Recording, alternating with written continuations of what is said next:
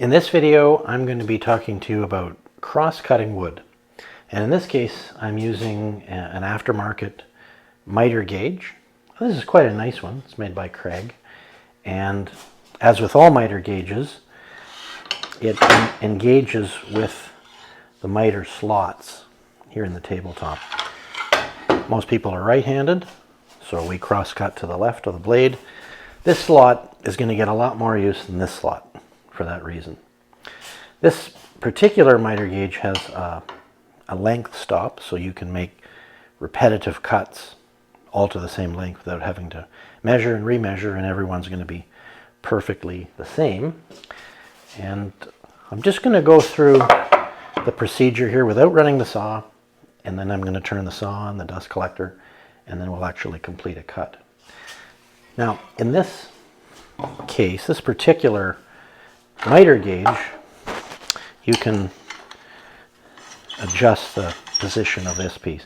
You don't have to do that very often, but if you have a gauge like this, or you get one, you're going to want to be sure of two things. First of all, you don't want to have this support so far over that it encounters the blade. I mean, that kind of goes without saying. You don't want to cut that. Less obvious, though, is that you don't want to have it clearing the blade, but hitting the guard. So it's got to clear the guard. Pretty simple stuff.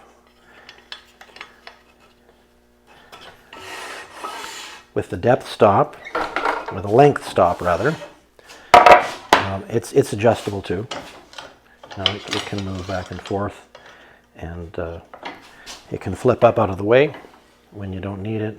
When you flip down, it stops the wood positively. So what I'm going to do here is imagine for a moment that the mark I want to cut to is aligned with the blade now. Just for the pre-operational demonstration, I'm going to move the wood over so I don't act, because the blade's not actually going to be spinning yet. So you put on your safety gear, you drop your guard, and then with one hand on the wood and one hand on this handle, you just push it through and completely clear the blade. Don't worry about the offcut. Don't touch that until the blade has come to a full stop. One little caution here, except in a very specific situation that I will show you about in another video, you want the fence well and truly out of the way. You don't want the fence close, because your offcut can get trapped between the blade and the fence, and that can be virtually guaranteeing a kickback. So you don't want that. So once again, as with any kind of cutting on the table saw, you want the blade to be not too high, certainly not below the surface unless you're doing some special joinery work, but maybe 1/4 to a 1/2 inch above the workpiece surface. So that's about it. I'm going to just take a little bit off this piece of wood. I'll start by turning on the dust collector. My remote control happens to be broken at the moment, but a remote control for a dust collector is a very handy thing, because it's just a little belt fob and you press it and turn it on and off. I'll come back, put on my safety gear, fire up the saw and make the cut. Now with a cross cut like this, you're not using a push stick because your hands are nowhere near the blade, and essentially it's the miter gauge that does the pushing for you. So let's get started.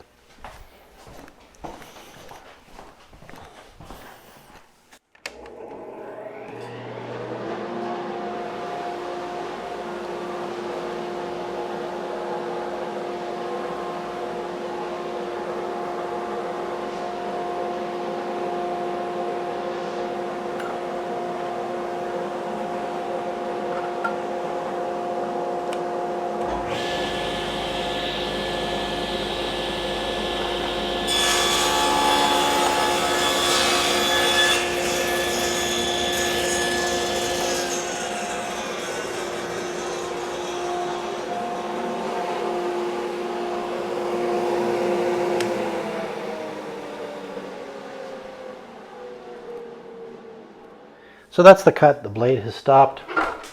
I can raise the guard, and I've got my piece. I don't need a super smooth cut on this piece of wood, so I didn't use one of my super fine blades. But that's it. That's the cross-cut process in a nutshell. Now, before I finish up, though, I want to show you something on this miter gauge here.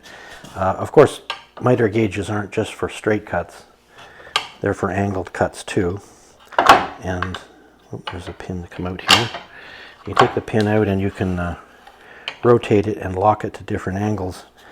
This one happens to have a vernier scale on it, which allows you to very finely adjust the angle. You know, in practice, I don't really find that useful. You also are going to find that cross-cutting on the table saw isn't done as frequently as it used to be. And that's because we have chop saws now. They're very common, very accurate, and they do a great job. So for fine cutting, especially at specific angles, I generally use my chop saw. But there's nothing wrong with the miter gauge as well. Now, as I said, this is an aftermarket miter gauge. Over here, I've got the miter gauge that came with this saw. It didn't have the wood in it, and that's one thing I want to mention.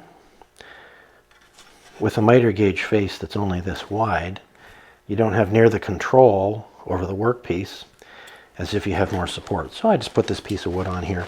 I also applied some self-sticking high-friction tape of the kind you'd usually use on stairs or something like that to improve safety, because you don't want that workpiece to move. You want it to stay there, and this high-friction surface really helps that. This particular miter gauge has an adjustable depth stop for 90 degrees and the two 45s on either side. And, well, I guess that's essentially it. Happy cross-cutting.